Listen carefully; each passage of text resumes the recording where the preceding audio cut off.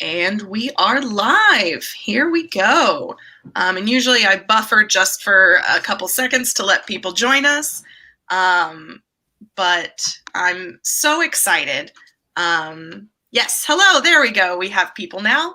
Hello, everyone. I'm Rebecca from One More Page Books in Arlington, Virginia, and we are so thrilled to have Emma Brown and Phyllis Fagell with us tonight. They have a great conversation in store, and I can't wait for y'all to hear it. I'm here to introduce these fabulous ladies and to give you a little sort of rundown of how the tech can go tonight. So you're either watching us on YouTube or Facebook. If you have any questions for Emma or Phyllis, feel free to drop it in the comments, and we will integrate that into the conversation as we go. And I think that's about it. So we are so happy to have Emma Brown with us tonight.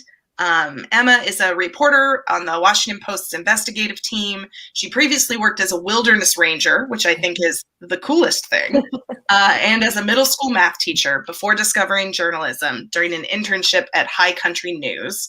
She worked as an intern at the Center for Investigative Reporting and the Boston Globe before joining Washington Post in 2009. And Phyllis Fagell has worked in both public and private schools with students in grades K through 12. She currently works full-time as the school counselor for Sheridan School in Washington, D.C., and provides therapy to children, teens, and adults in a private practice. She is the author of Middle School Matters, and she is also a journalist and a frequent contributor to the Washington Post.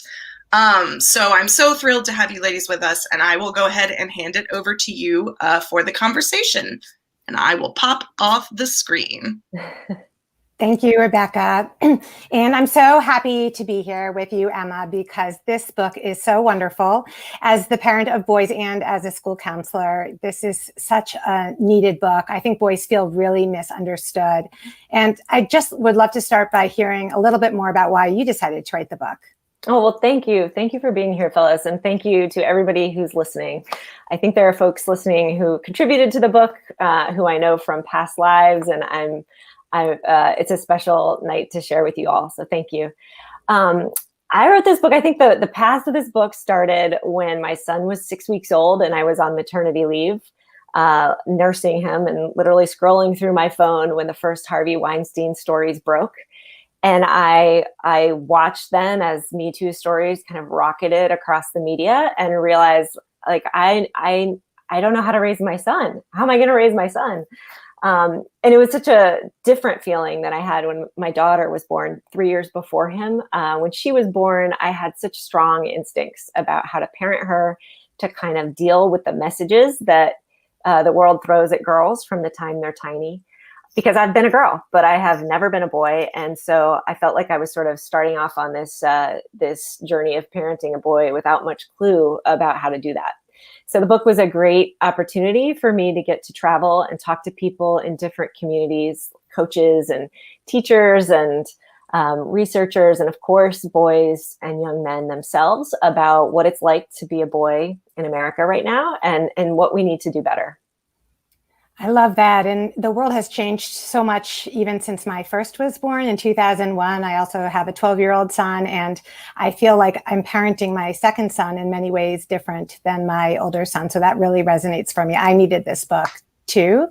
In the school setting, boys often will complain that girls are treated better than boys. They feel like it's not as easy to be a boy as society makes it out to be. And you quote the researcher Robert Blum from Johns Hopkins, who has been studying adolescence for 40 years, and he researches gender norms among teens on 5 different continents, and quote him as saying, "The story of boys has yet to be told, and I think it's a really important story. Our data suggests that the myth that boys are advantaged and girls are disadvantaged simply isn't true." I think my students would definitely agree with his statement, but what do you think he means by that?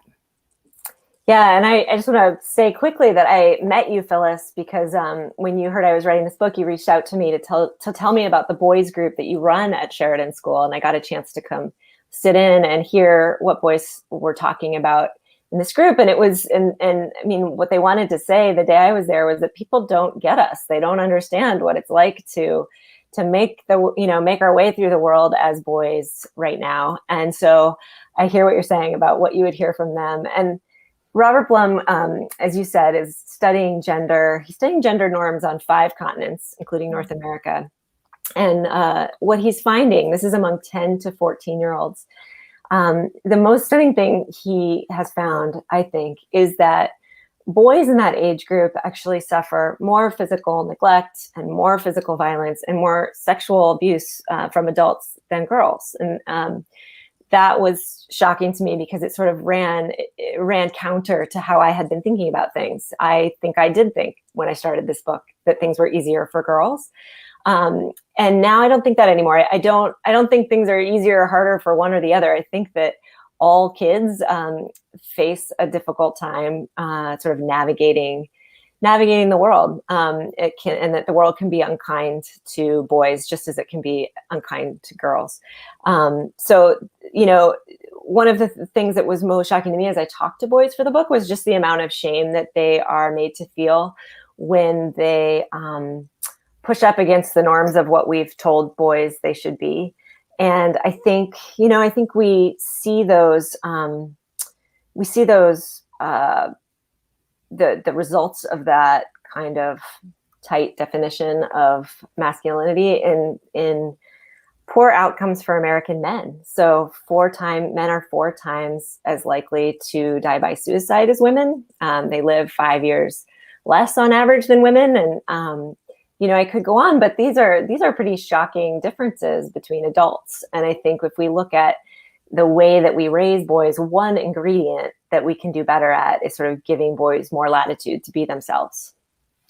I love that. And I think in many ways, we've given girls a head start. We've had female empowerment groups in my school for a very long time. And the boys group was brand new as of a few years ago. And the boys were really saying, we need a space too. And you talked about Harvey Weinstein. And I think that for some boys growing up today, they're taking all of this in and they're hearing the negativity about boys coming from society. And they're wondering, am I a future harasser? And so I have been talking a lot about how we need to be really sensitive to the language that we use when we're talking about boys. And you reference toxic masculinity in your book. Can you talk a little bit more about that? I think it ties into the experiences I've had in the school setting. Yeah, I wrote in the book that I think we should lay off that term. When I don't find it to be a productive term to use in talking with boys about their lives, because as soon as they hear it, they think they know something about where I'm coming from. That was my experience anyway. One boy said to me, a high school student from St. Louis, he said, if you use that term, nobody's going to listen to the next thing you say. And I took to heart what he was saying to me. And I think that the more productive way that I found to talk with boys and young men about their lives is to talk about the pressures that they face, because certainly all of us face pressures. And that is a word that is just less freighted with connotations that you don't know, the person you're talking to is going to hear connotations in toxic masculinity. So I think talking about pressures or talking about the man box, which is a term borrowed from, a long tradition among feminist men, talking about the kinds of messages that men get about you got to be strong, you got to be tough, you've got to be dominant. And in fact, one of the times I visited, you were using a physical box to talk with students and do exercises around what a man box is, what the woman box is, and try to talk with your middle school students about how we navigate when we have all of these messages that are beamed at us. Yeah, and I was so struck when we did that activity and you were in the room for it, and we had boys and girls there, and there was so much agreement about which words, quote unquote, belonged in the man box versus the woman box. And it wasn't necessarily that they agreed that a certain word should only go into the man box, but they certainly knew what society expected to be considered a masculine trait versus a feminine trait. And that really constrains them. And for boys in particular, they feel like they are not allowed to express the full range of human emotions. And as parents, I think we bring some of our own biases to raising our kids. I think I see it even in the school setting, we can bring our own biases. What can we do to make sure that we are interacting with our boys in a way that allows them to be authentic and to be fully themselves.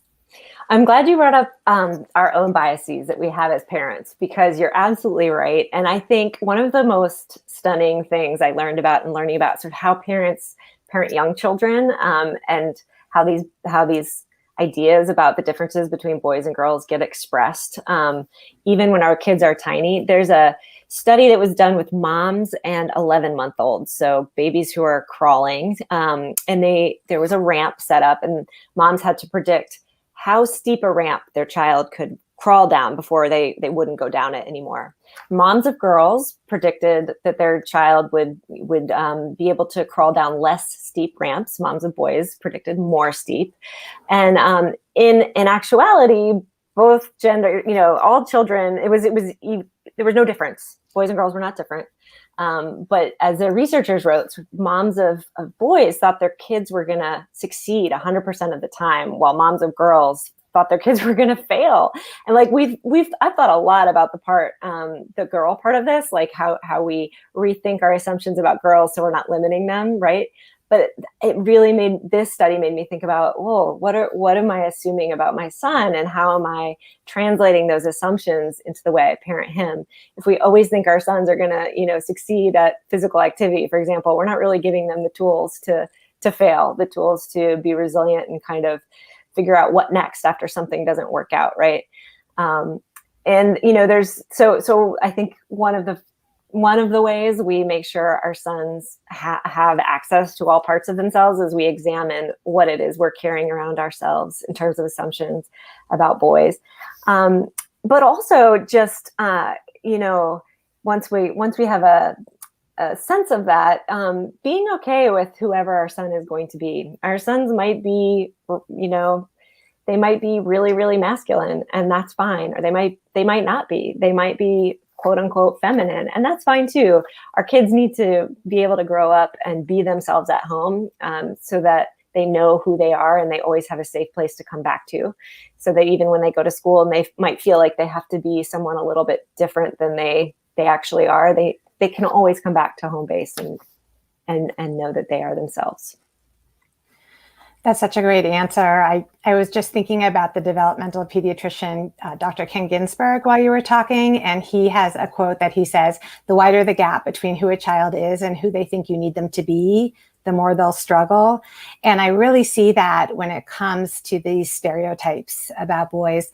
Not only are they supposed to be better at that ramp, but they're supposed to be interested in the ramp in the first place. And they may not even want to go on the ramp. And how can they admit they don't want to go on the ramp? And I think boys also have a harder time even admitting when they don't know something, or they have a more limited vocabulary to express how they're feeling because they haven't been socialized the same way as girls. And sometimes the way that manifests, and I see this in the school setting as well, is that boys will see something or hear something and they will be disturbed or they will be upset by it. And they won't necessarily ask a question. Maybe they'll ask a fellow 8th grader, which is not always the best way to get the most accurate answer. I am just reflecting on an experience I had with 7th graders a few years ago. And this was in boys group, and they started talking about porn. And in particular, they were talking about an experience they had about 4 years earlier when they were in 3rd grade, and they were inadvertently exposed to porn. Somebody had searched for something, and at the time, I guess there weren't as many filters on the school website, and they saw really violent and disturbing images, but they knew it was inappropriate and they didn't feel that they could ask about it. And they had carried that with them, and they hadn't even really talked about it with one another. And it came up in this boys group, and they started talking about the expectations for boys. And, they need to actually be told that no one expects them to, immediately have penetrative sex with somebody they just met 5 seconds ago for 30 minutes, and that girls don't necessarily like violent sex, but we don't necessarily have these conversations because they're uncomfortable. And I know you talk about the sex ed crisis, and I do teach sex ed in the school setting as well. And it's not the easiest topic to talk about. It is uncomfortable for them. But I'm really interested in hearing more about what you think about the sex ed crisis and sort of your viewpoint on that piece of this. Well, I used to teach middle school math, And then I covered education, both locally here in the Washington area and then nationally for years for the Washington Post. And despite that experience in education, I really didn't realize until I dug into this kind of obscure data that the CDC collects in surveys from schools, how much sex ed had evaporated from public schools between 2000 and 2014. And it's not just controversial topics that are sort of, being squeezed out of schools. It's also like puberty education, really just things that people need to know. I think that pretty much all parents surveys show agree that kids need to know. It's not clear exactly why. Some people believe it may be because of the No Child Left Behind era and the sort of push to make sure kids have what they need in terms of math and reading. But whatever the reason is, there's a lot of schools that your school, Phyllis, is the exception. There's a lot of schools that aren't doing sex education, certainly aren't doing it in elementary school. And then at the same time, as you mentioned, pornography, there's been, online pornography is prevalent. It's easy to get, it's easy to stumble on, as your students did. And so what we're doing if we're not talking with our sons, and let me just mention survey data that shows a lot of parents aren't talking to their kids either about sex and intimate relationships. So we're leaving our sons to learn about that stuff from online pornography, which is often not respectful, not consensual, sometimes violent, and gives boys this so many misapprehensions about what sex is like. I mean, a young man I met who was in high school when I met him told me that he had started watching pornography in 5th grade at the suggestion of his friends. And he just figured, when you're ready to have sex, like, you don't ask, you just do it, because that's what he saw on the screen. And it wasn't until he took a course in called porn literacy that was all about sort of using, they don't watch porn and porn literacy, but they talk about they talk about consent and the messages that come through in porn that are not always super helpful. So that exactly what you said. Then children, if they do see porn, they know that what they're seeing is not real. It's a movie, in the same way somebody said to me in the course of researching this book, in the same way that an action movie is not reality, and that they have the tools to kind of sort through that. So I think we've got to do a better job talking with young people, with boys and girls, about sexuality and intimate relationships. And specifically, we've got to make sure they understand that pornography is not real. And yes, that is a really awkward conversation. And that is a particularly awkward conversation, I think, for parents. And I think, if parents, if that doesn't feel like the right conversation for you to have, that there are resources in communities, in faith communities, in community organizations to help have those conversations with your kids. But one way or another, I think we have to make sure our kids are getting that guidance, because otherwise, here we are in a moment where, as you said earlier, boys know that boys and men are being held accountable for their behavior in a way that they have not been before.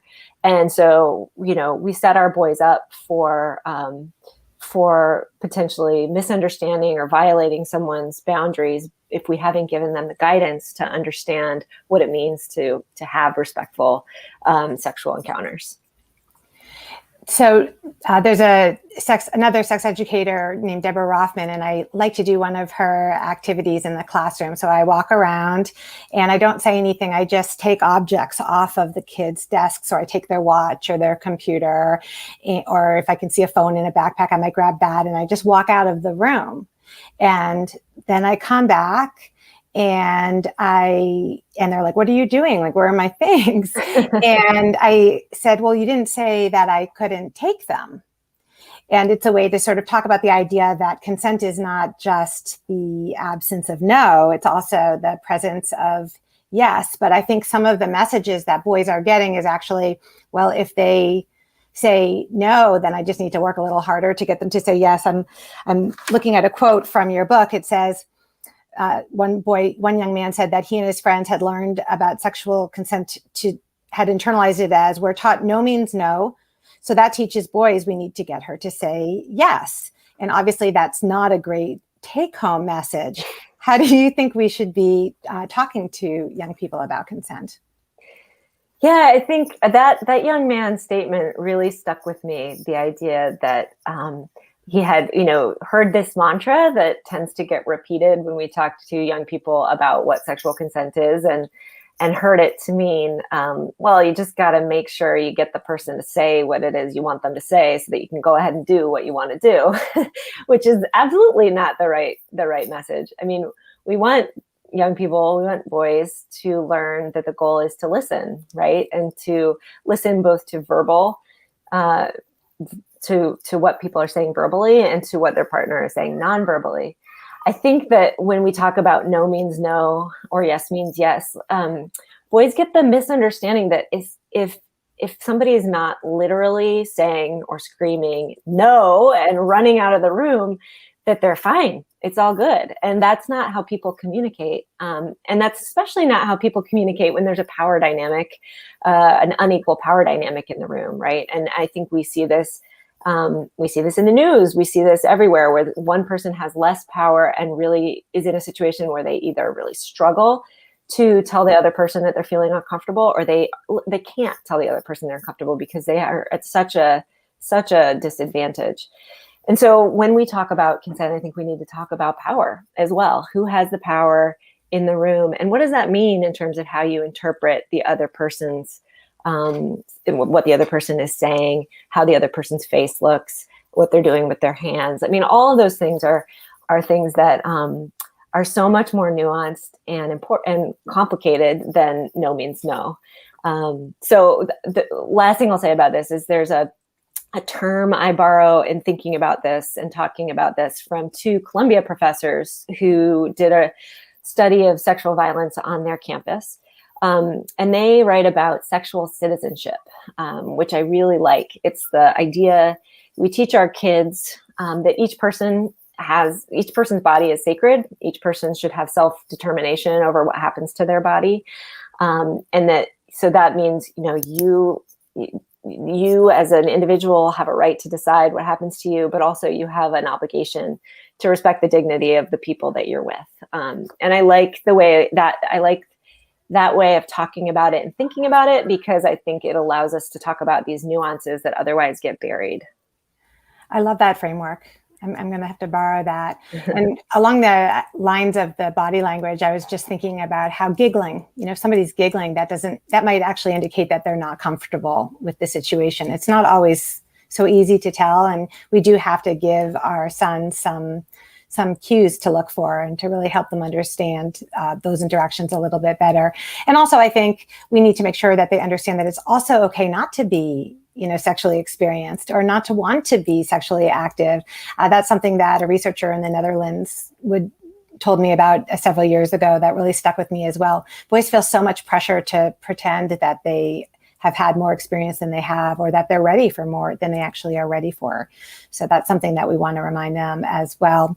I think that's huge. I mean, I think that's one of the pressures that they feel that then gets them into situations where they are having sexual encounters that they don't want, but yet they've been told they should want that. And so how confusing is that? So I think that's a really important message to make sure boys hear when we're talking with them about sexuality. They don't have to want it all the time the way that the culture tells them they do. Yeah. And when you talk to older teen boys in particular, they'll tell you that they will drink in order to get themselves, to work up the courage. And we also have to remind boys that if they have to drink or use substances to work up the courage, maybe they're not ready, and that's okay too. That's something that might not have occurred to them, yet, without it being actually verbalized by a parent or caregiver.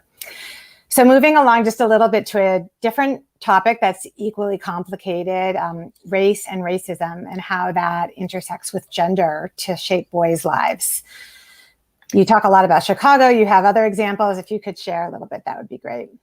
Yeah, I think that all, boys, there's a common set of pressures that if you're growing up in this country you face. And then I think Black boys and other boys of color face different kinds of pressures as well, and racism and racial discrimination being one of them.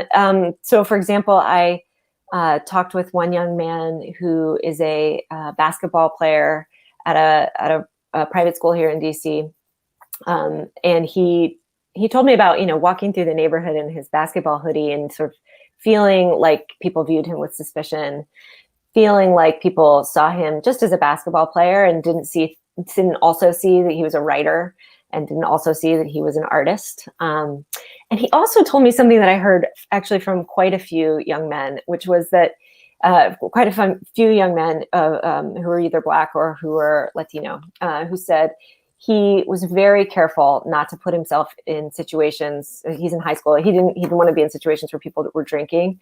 He didn't want to be in any situation that heightened his risk of being accused of sexual assault. And I heard that from college men who talked about being really careful not to hook up after drinking anymore because they didn't want to do something that would hurt somebody or that would be perceived as assault. And so I think that this comes from our long history in this country, right, of Black boys in particular being seen as sexually predatory and being accused falsely of rape. And so these boys were really attuned to that and worried about it. Yeah, no, justifiably so. I've heard that quite a bit too. So I hope you don't mind my asking you to do a little bit of reading, because I think it would be pretty wonderful if you could share with everybody who's joining us tonight a particular excerpt from your book. I think I see a copy of it behind you. Am I right? I have one in my lap too. Okay, good. It's the last two paragraphs on page 240 and the first one on page 241 that really stuck with me. And I think it would be powerful for you to read that to everyone listening. I will do that. All right. Here we go. Boys today are on their way to learning a lesson that my generation was never really taught, that every person gets to decide whether they want to be touched or not. A whole army of children across the country are now growing up hearing parents and teachers tell them over and over that their bodies are their own. Yes, that means society will hold my son accountable for his sexual behavior in a way that earlier generations never had to deal with. But I don't see that as a loss. I hope that the growing concern about sexual violence will be accompanied by real change, recognition that our sons need better sex education earlier, as well as frank conversations about porn, consent, and handling rejection. And I hope now that more people are questioning their assumptions about boys and pushing back against old-fashioned ideas about how we teach them to be men, our sons will have more latitude to explore who they want to be and what life they want to create. While girls have long been allowed and even encouraged to be boyish, we're finally starting to rethink the penalty we've made boys for being girlish. More parents and teachers and coaches are starting to realize that we owe our sons the same message we're trying to give our daughters. You can become whoever you want and pursue whatever you dream. You are allowed to love basketballs and city buses and tow trucks, just as you're allowed to delight in wearing your sister's pink hand-me-downs and dressing up as Wonder Woman. You can be girly because when we say girly, we really mean fully human, capable of both strength and vulnerability, anger and empathy, laughter and tears, a career and a family. I love that. And you talk about how this might be actually a good time to raise boys. I think it's a great time. I feel really lucky. My son's 3 years old. So I feel like I started this book with a lot of sort of trepidation and finished it with a lot of hope. And part of that is that I met a lot of people like you, Phyllis, and organizations that are working to give boys space to think about what it means to be a boy and expand their ideas about what it means to be a boy. And a big part of it is the boys and young men I met themselves who are leading the way. There's one boy I met in California who was a sixth grader. I think he was 12. And he said to me, you know that phrase, boys will be boys? Well, that means boys can be anything they want. They can be compassionate. They can be creative. They don't have to be held back by social stereotypes. And I kind of wanted to hug him because it was just wonderful to hear that from from a boy on the cusp of teenagerdom who felt so confident, in being who he is. I love that. And I'm reluctant to ask you this next question, which is a little bit darker or quite a bit darker, and something that is as hard to talk about as the sexual piece of this on the other side in the education. And it relates to sexual victimization of boys. Last weekend, my husband read an article in the Washington Post magazine, and he sent it to me and he said, "You have to read this article." And I started reading it and I realized I had already read it. It was an excerpt from your book. And it was about that horrifying incident, or in part about the horrifying incident out in Damascus. There was a case of grooming where older football players had sexually violated younger football players on their own team. A really shocking incident. And just this idea that we don't spend enough time thinking about, worrying about, talking about, preventing, and reacting appropriately to the sexual victimization of boys. And my husband at the time said, we really have to talk to our boys about this. And I thought, I can't believe I haven't already done that. It was like this vast neglected topic. I talked about body safety, but I really hadn't talked about the prevalence. I'm not even sure I realized it was so prevalent. Can you share a little bit about that? Yeah, I was astonished to learn how common sexual violence against boys is, and that there are surveys that find different numbers. There's one well-known one that's often cited that showed that as many as 1 in 6 boys by the time he's 18 has been sexually assaulted. And I think when we hear that, when we hear about sexual assault of boys, we think sort of automatically of scandals like the Catholic Church or Boy Scouts of America, which are cases of adult men preying on boys. And I was pretty surprised to see data suggesting that there's also a lot of peers assaulting one another, assaulting boys. So both boys and girls assaulting boys, which is something I just hadn't really thought about, as you said, I hadn't thought a lot about and didn't know a lot about. So the sort of these sexual attacks in the context of sports are part of that. And I think one thing I learned from writing about them is how hidden this problem is, because of the shame that boys feel in reporting, partly, but importantly, because of our own stereotypes and assumptions about boys. Our ideas that boys aren't really victims in the same way. For example, I wrote about a case of a middle school boy who was sexually assaulted by other boys in front of his entire music class. And he was humiliated and he was angry and he was very upset. And he went and he told his principal what had happened. And his principal later said there was an investigation and a lawsuit. And his principal later said in the course of this investigation, had the same thing happen to a girl, I would have considered it sexual assault. But because it was boys, I thought it was horseplay. And why does it matter what we call it? Well, it matters because of the kind of support that boys get or don't get after something like that happens to them. And they need support, right? Because without it, they face all of the same, they can face all the same poor outcomes that women who are sexually assaulted and girls who are sexually assaulted face, depression and PTSD and all kinds of other difficulties that come along with unaddressed trauma. So I think, this principal who admitted that, I think he was saying out loud something that maybe many of us maybe many of us actually feel, but wouldn't admit to, which is that there's some kind of difference or something between boys and girls. And this research forced me to sort of really examine that in myself and come to terms with it. And that's why I started the book. It is dark. I started the book with it because it had such a profound impact on me and on forcing me to understand that, as enlightened as I thought I might be about boys, I was not. And I was carrying around all kinds of assumptions that I didn't even realize were there. And I'm so grateful to you for writing this book because it really expanded how I think about raising boys or working with boys in the school setting too. We are starting to get some questions in, if you are comfortable with my shifting gears here just a little bit. The first one comes from Alicia Shepard, and she says, I think what we need to teach boys is emotional intelligence and to listen, not try to fix. What does Emma think, and how do you do that?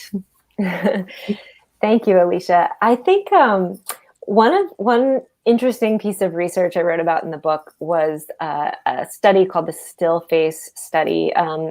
That I'll give you the setup here. So basically, mothers come in with their babies into their infants into this study, and first they just play with the babies like normal. And of course, when you're looking at a cooing baby, you make faces at each other, and that's human interaction. That's what we do with babies.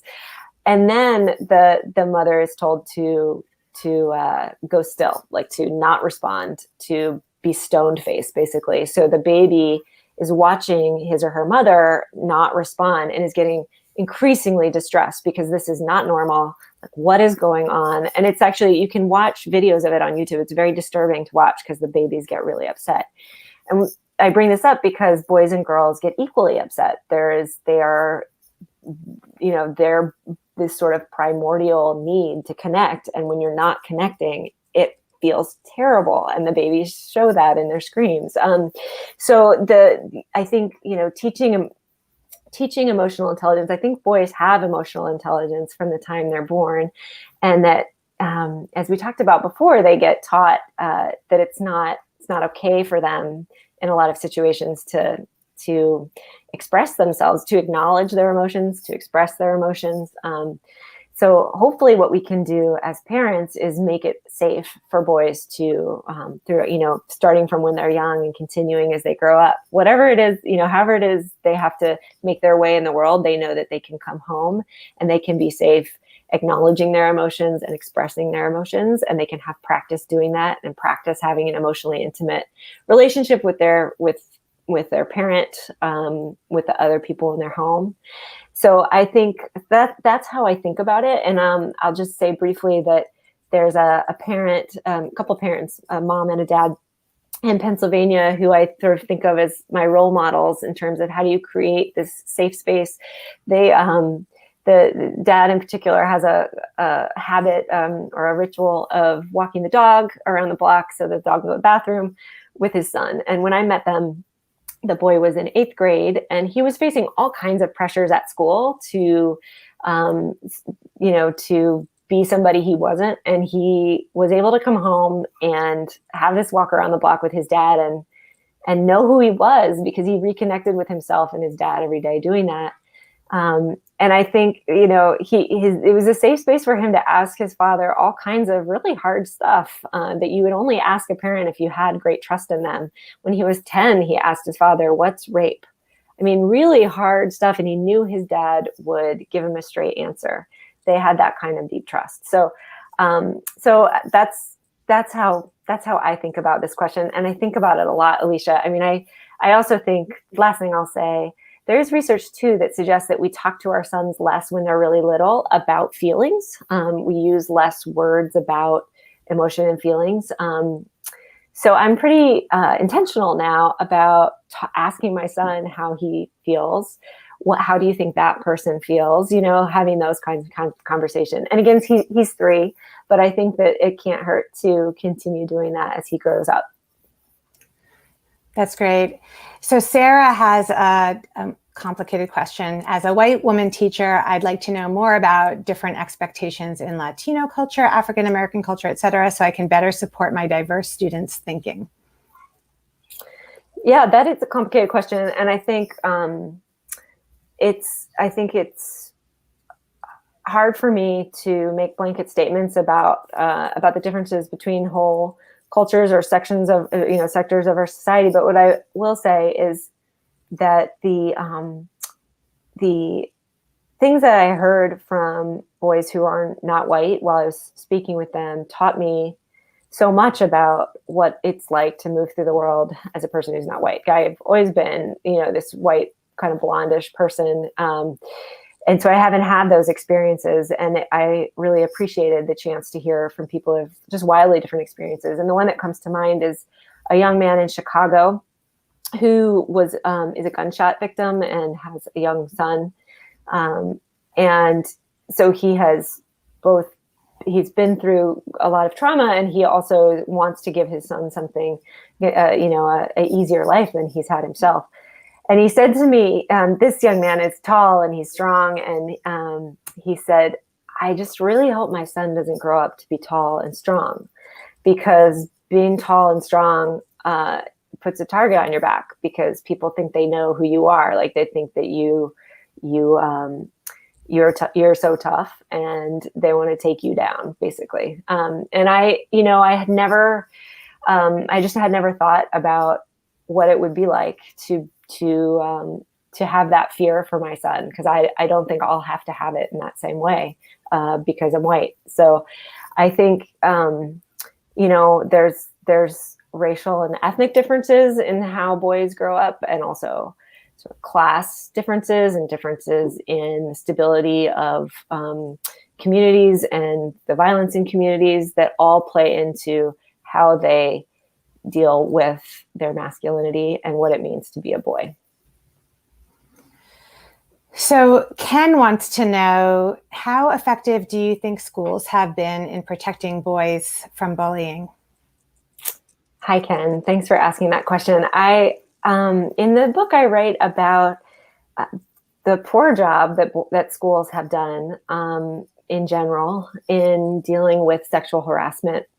And sexual harassment is sort of more central in the book, but I think it's true of bullying as well. And they're linked. They're not two different things. I think the research shows that that bullying becomes sexual harassment later on, and that sexual harassment happens to both boys and girls. And sometimes we call it bullying, but what it really is sexual or gender-based harassment, right? Like, especially boys who don't fit into the man box face a lot of teasing and bullying for being different.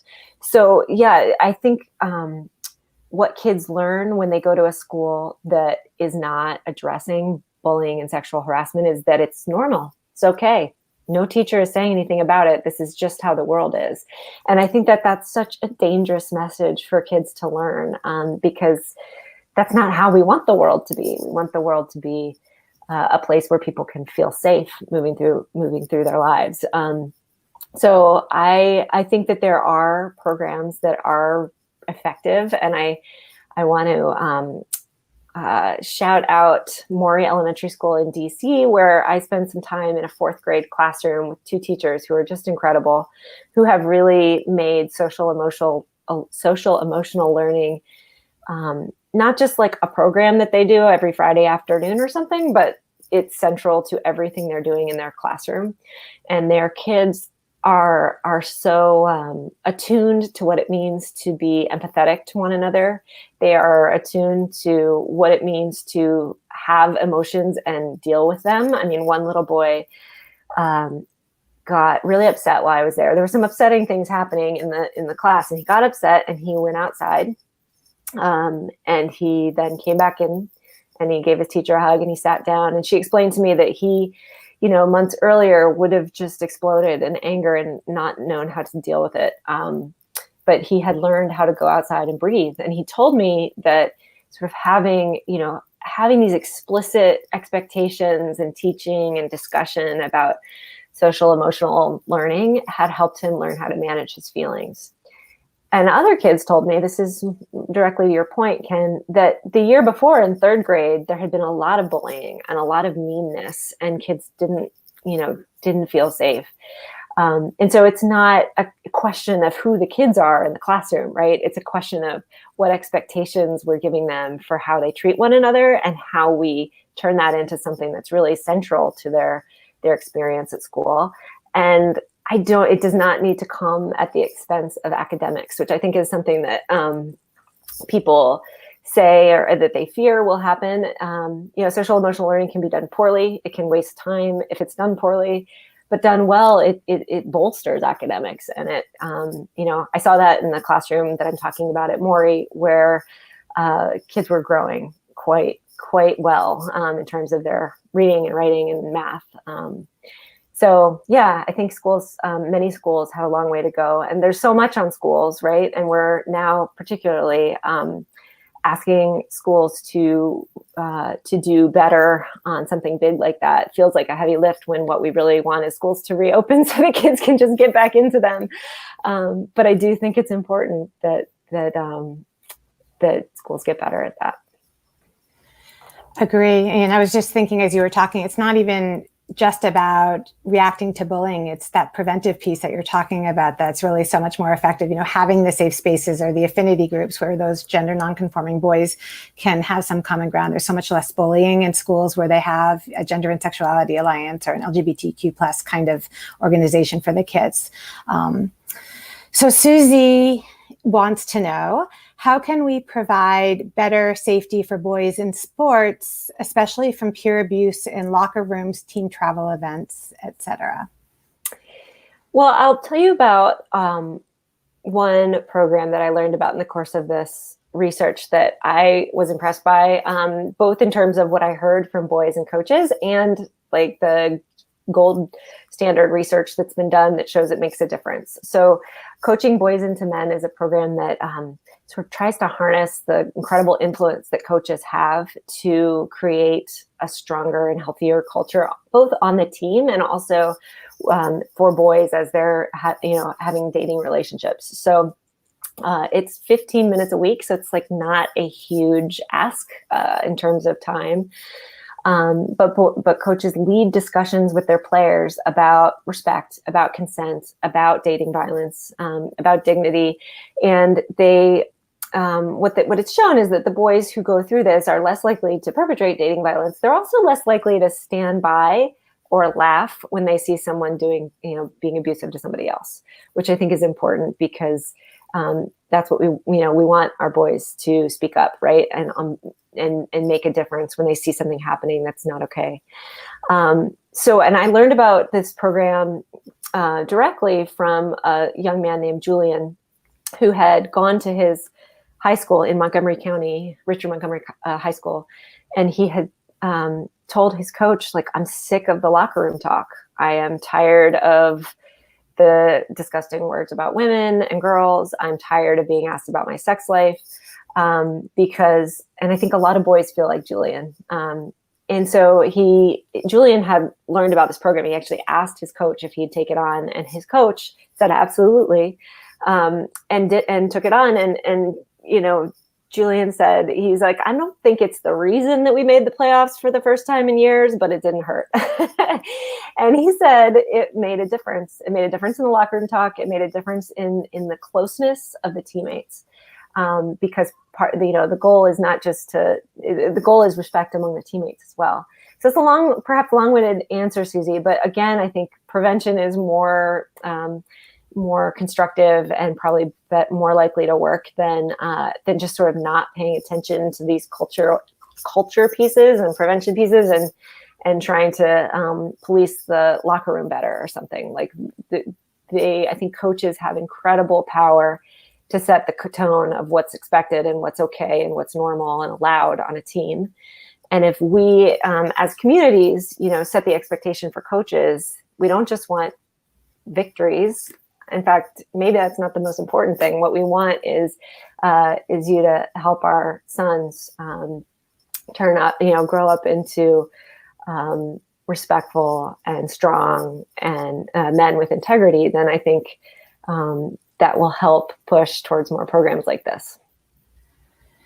Along the lines of role models, and I think you're right, coaches can play such a huge role in the lives of boys, and particularly in the lives of boys who may not have a father figure in their lives otherwise, which kind of feeds into the question from David, whose child did not have any male teachers in elementary school, and he's wondering what impact that has on boys if they do not have those male teachers as role models in elementary school.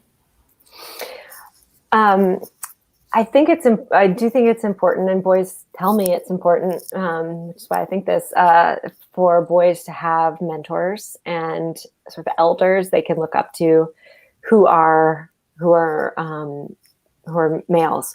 And I saw the power of that in Chicago, and programs I visited in Chicago and elsewhere, where boys told me, that they felt so close to their mentor, who was an older guy who could relate to what they were going through, and gave them kind of the foundation in some ways to go do hard things and come back and know that they had, in the same way we talk about sort of having a safe place at home, like know you had a safe place with a male mentor. I'm not aware of research into the impacts on boys of having, going through elementary school without without having any male teachers. But my own son had he had a male teacher in virtual pre-K, and I was really disappointed that he was in virtual pre-K, where it was really hard for him to connect, because it was I could see in that brief experience over Zoom that for him to have a caring male in his classroom would have been a wonderful thing for him. As a parent, Emma, and this is my question, not one of the ones from the viewers, but I'm really curious to know what you in particular are doing differently after researching this book with your own son, or maybe even with your daughter too. Yeah, well, I mentioned one of the things, which is sort of trying to talk really, or be really intentional about talking with him about how he's feeling and how other people are feeling. And that's one thing that I am doing a little differently now. I am also talking with him about his body. And as I said before, and I think this relates to the sexual victimization of boys that we were talking about, I think it's really important that we tell our sons what we tell our daughters about the sacredness of their bodies and their right to control what happens to their bodies. So that's another thing that I don't know that I would have thought about quite as much had I not done this research. It's pretty great to do that when your kid is only 3 and you have so much time to mold them and share your values with them. And I'm sure everyone reading the book also will benefit from that as well, no matter where their child is in terms of their development. Yeah, well, I think I have it, I have it easy with a 3-year-old, and as he gets older, I'll be tested to see whether I can take my own recommendations in this book. As he gets into, especially preteen and teenagerdom, I will be tested to see whether I'm able to have the conversations I think we should be having about sexuality and pornography in particular. That's so important. As you were just talking about that and about talking to your son and your daughter in the same way about their body being sacred, I was thinking about how in my school, when we do sex ed, we don't separate the boys and the girls. I think you were there one day when we were doing that, and it's so excruciatingly uncomfortable for them. But it's important to us as educators that we are making sure they understand that there's nothing weird or icky or worthwhile teasing in order, no reason we have to separate them. There's nothing wrong with the girls' bodies, and it's okay for the boys to talk about both genders functioning. And also, just because not everyone identifies as male or female, it's really important to make sure that we've created an inclusive environment. And I really appreciate how that is the messaging throughout this entire book. And I'm so glad you brought up your integrated sex ed classes, because when I was growing up, that was not the norm. And boys, boys went off to go learn about boy bodies, and girls went off to learn about girl bodies. And talk about lack of guidance for boys. Like, they should definitely know how girl bodies make babies, and they should definitely know what it means when a girl's having her period. Like, these are not things we want to keep boys in the dark about, because they, whoever they end up loving in their lives, they are going to run across women, and they are going to live with women, in their workplace or in their lives somehow. And so I'm glad you do that. I'm glad I got to see it in your class. I think it's becoming more of the norm these days in schools that do sex ed. So So I think we have time for one more question, and it's from Claudia, and she wants to know, how has your work affected how you relate to your brothers? Oh, that's a good question. I have 3 older brothers who are wonderful. And I think, as I wrote in the book, I think I thought basically growing up that they had it easy and I had it hard because I was a girl and I had to sort of overcome my girlness in life, whereas they didn't have that challenge. I realize now, like, had no empathy for whatever they were going through when we were growing up. So hopefully it's given me more empathy for them. And I've had some good conversations with them about what it means to be a man, how we as women sometimes talk about men and what it means to be a man and how that differs from how they perceive those conversations. So I'm lucky. I am blessed that I have 3 big brothers. Thank you. So, Rebecca, I think that is the last question here. Excellent. Yes, so I see that there's still some people in the comments. Obviously feel free to continue this conversation on social media, or, just in your everyday lives. What a fabulous conversation and fascinating conversation. Thank you both so much for joining us. Thank you all who are watching at home and who commented questions. We were very excited to have you. And this event will still be available on our YouTube page. And if you go to the event page, I believe our events coordinator also links it there. But thank you both so much for tonight, and have a good rest of your evening, everyone. Thank you so much. Thank you. Thank you.